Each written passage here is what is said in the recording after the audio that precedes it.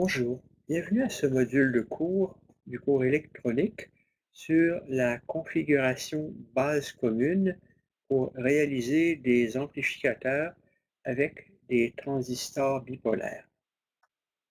Donc, dans le module précédent qui portait sur l'émetteur commun, on a vu qu'on avait plusieurs configurations possibles. On a analysé l'émetteur commun sans résistance d'émetteur, puis avec résistance d'émetteur, puis on a dit qu'on reviendrait sur deux autres configurations qui sont utilisées et disponibles pour compléter la palette du concepteur électronique, qui est la configuration collecteur commun et la configuration base commune. Ce module de cours porte sur la configuration base commune. Donc, la raison d'être de cette configuration base commune, ce qui est le but de ce module de cours, de vous introduire à la configuration base commune et de développer les relations importantes qui permettent d'analyser les différents paramètres de cette configuration, impédance d'entrée, impédance de sortie, gain, bande passante plus tard dans le trimestre, pas aujourd'hui. Donc, base commune, ce qu'on va voir, c'est que la configuration base commune, elle offre une faible impédance d'entrée, elle a une impédance de sortie élevée et elle a un grand gain, mais elle est aussi assortie d'une bonne bande passante, ce que nous ne démontrerons pas aujourd'hui.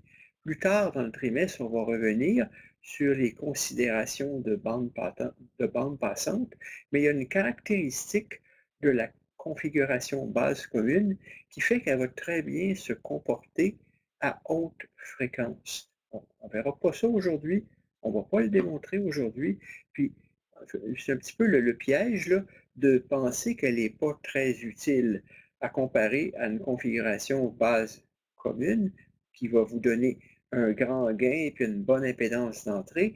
Là, vous allez dire, ben j'ai un grand gain et puis j'ai pas une très bonne impédance d'entrée. Ben, vous n'avez pas une très bonne impédance d'entrée, oui, mais si l'entrée est un courant, c'est ça que vous voulez.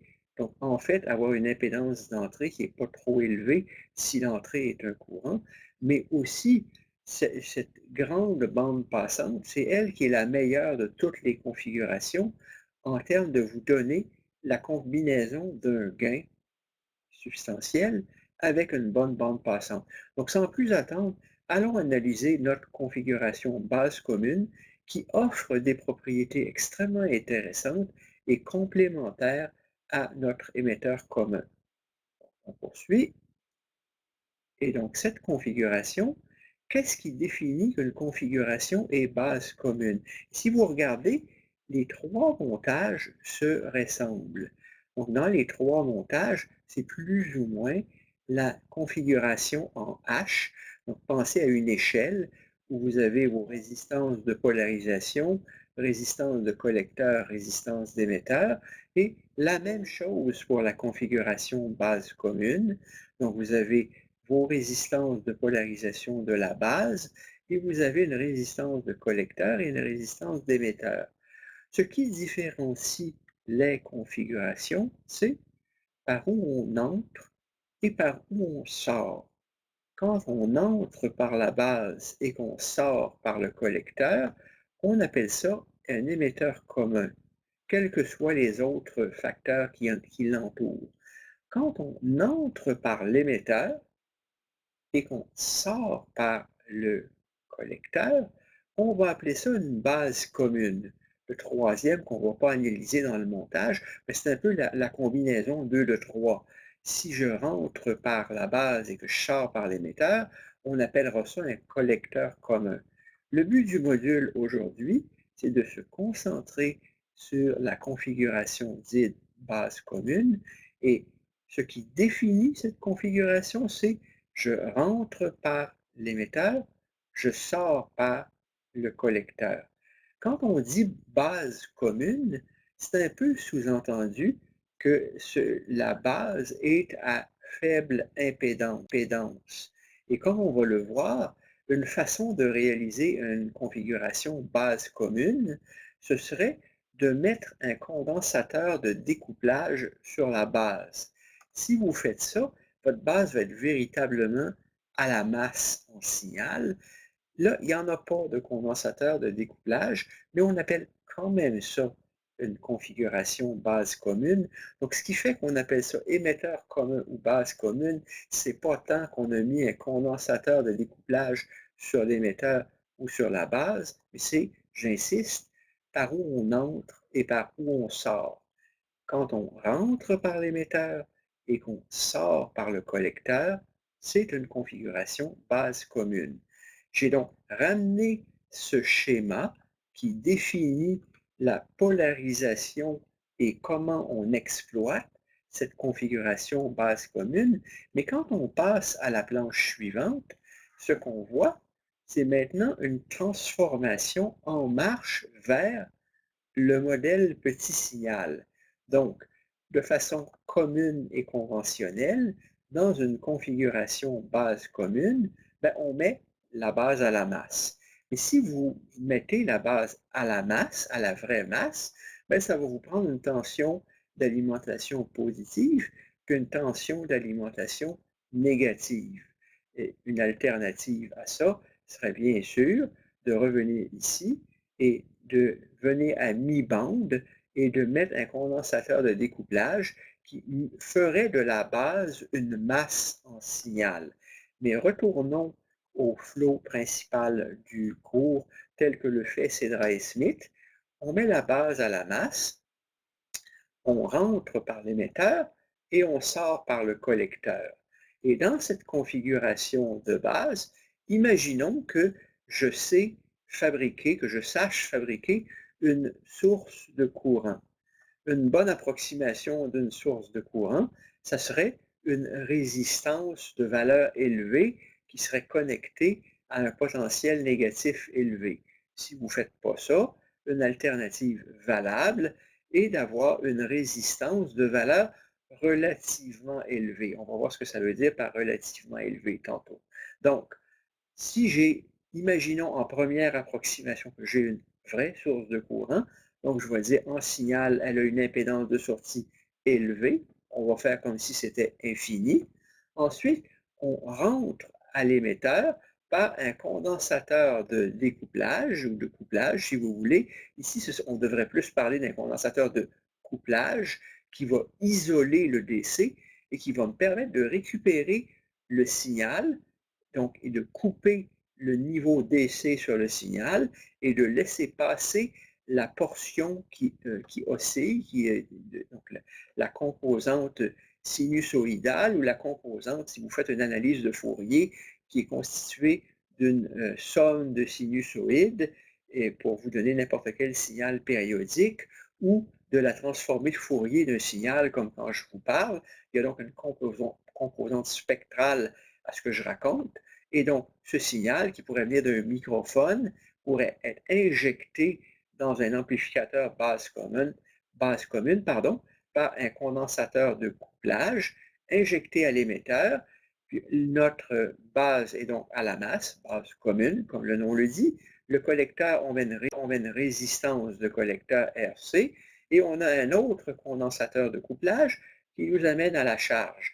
Donc ça, c'est une configuration réaliste pour polariser le montage avec une source de courant à l'émetteur, une résistance au collecteur et j'injecte mon signal à l'émetteur et j'ai deux condensateurs de couplage par où j'injecte le signal et par où je récupère la sortie, le signal de sortie. Donc on prend ce montage et on peut toujours, sans perte de généralité, en faire un modèle petit signal équivalent. Et là, vous voyez que on a choisi d'utiliser le modèle en T. Le modèle en T sans la résistance de sortie. Pourquoi on ne met pas la résistance de sortie? Parce que si on le fait, c'est difficile, c'est compliqué, c'est difficile à analyser. Donc, on escamote la complexité en dessous du tapis. On va y revenir plus tard, je l'ai déjà dit. On le fait plus tard dans le trimestre, mais on commence, on veut marcher avant de courir, et pour marcher, ben, regardons donc ce montage dans le cas où je peux négliger l'impédance de sortie du transistor. Une autre façon de le regarder, c'est si j'ai un transistor qui a un R0 de l'ordre de 100 kΩ par exemple, et que je viens lui mettre une charge de 5 kΩ ou de 10 kΩ. Donc, si je viens lui mettre une charge ici qui est 10 fois plus petite que le R0, ben, je fais une approximation qui n'est pas trop mauvaise et ça fonctionnerait assez bien. Donc, il y a un mode de fonctionnement raisonnable par lequel le R0 est grand devant ce qu'il y a en sortie. Et à ce moment-là, qu'est-ce que je vois en sortie? Je vois mon RC qui est replié à la masse parce que on présume encore que VCC, c'est un bloc d'alimentation, la sortie d'un bloc d'alimentation qui est correctement découplé avec des condensateurs et à la fréquence d'opération désirée qui vous donne une impédance qui est petite, donc on va considérer négligeable. Donc on dit ce nœud est la masse en signal. Donc je me permets de prendre RC et de venir le reconnecter à la masse. Donc RC, je le connecte à la masse. J'ai ma charge RL qui est à la masse. Et vous voyez que quand je fais ça, il se passe quelque chose d'intéressant. C'est que RC et RL tombent en parallèle. Et donc, la charge que va voir le montage, c'est RC en parallèle avec RL. Et le modèle en T est intéressant parce que vous avez donc ce alpha IE et en gros, ce que vous injectez à l'émetteur, vous allez le retrouver au collecteur atténué par un facteur alpha, mais on se rappelle que alpha, c'est bêta sur bêta plus 1, puis quand bêta vaut 100, alpha vaut 0,99, donc c'est presque 1. Donc, le courant que vous injectez dans l'émetteur, vous allez le retrouver au collecteur et vous allez l'injecter à la charge. Donc, c'est quoi l'idée?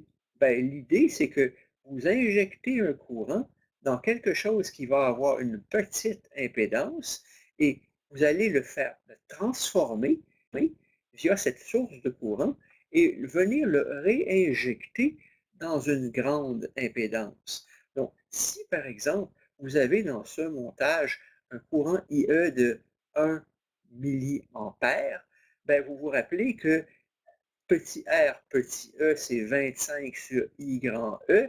Donc, si I grand E, c'est 1 milliampère, votre petit r, petit e, c'est 25 ohms. Donc, si j'injecte un courant dans 25 ohms et que le courant se retrouve de l'autre côté du transistor dans le collecteur, injecté dans une résistance, par exemple 2 kΩ en parallèle avec 2 kΩ, ça fait des gros calculs compliqués, donc 1 kΩ, j'injecte donc un courant dans 25 ohms et je le retrouve dans mes deux résistances en parallèle, par exemple 2K en parallèle avec 2K pour 1 kΩ. Et ce qu'on va voir, ce qu'on va démontrer, c'est qu'en fait, on va se retrouver avec un gain qui est comme le rapport entre ce qu'il y a dans le collecteur divisé par ce RE qui est ici. Donc, essentiellement, si vous avez 1000 sur 25, ça va vous donner un gain de 40 qui est la fonction recherchée. Donc là, je viens de le faire de façon qualitative, je viens de le faire de façon intuitive. Allons-y donc maintenant d'une façon analytique. Et donc, en faisant l'analyse de ce circuit pour obtenir le gain de façon analytique. Puis faites attention, ça se passe vite, l'analyse de ce montage.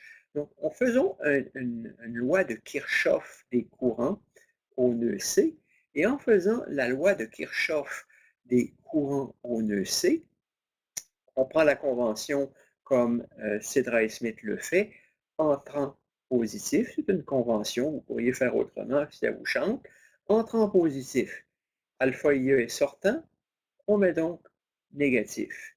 Et c'est quoi le courant entrant si j'ai deux résistances RC et RL? qui sont donc des conductances de 1 sur RC et de 1 sur RL.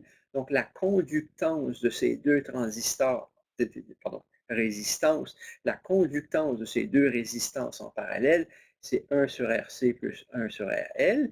Donc ça me donne la conductance que j'ai au nœud C contribuée par ces deux résistances. Et là, le courant est-il entrant ou sortant? Si vous avez une tension V0 en sortie, bien sûr, le courant va être sortant. La façon de le capter, de le capturer correctement, c'est d'écrire que la contribution de mes deux résistances va être moins V0 fois 1 sur RC plus 1 sur RL, ayant adopté la convention que entrant est positif. Donc, comme mon courant va être sortant, nécessairement, ça doit être négatif. Ce qui me permet de manipuler cette équation pour en obtenir un terme qui est V0 sur IE. C'est un peu comme un lemme dans un théorème. Pourquoi je veux V0 sur IE?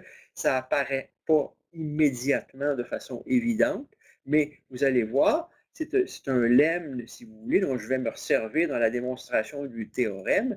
Donc, je prends cette équation, qui est ma loi des Kirchhoff, des courants de Kirchhoff en sortie, et ça donne immédiatement, j'envoie ça de l'autre côté, j'appelle ça 1 sur R équivalent, R équivalent qui est RC en parallèle avec RL, et puis j'ai donc V0 RL de l'autre côté qui est égal à moins alpha IE, et on peut donc prendre IE, l'envoyer en dessous de V0, et si j'ai envoyé de l'autre côté V0 divisé par R équivalent, je peux prendre R équivalent et le monter en haut, et c'est une manipulation algébrique élémentaire qui m'amène à V0 sur IE est égal à moins alpha R équivalent, avec R équivalent donné par RC en parallèle avec RL.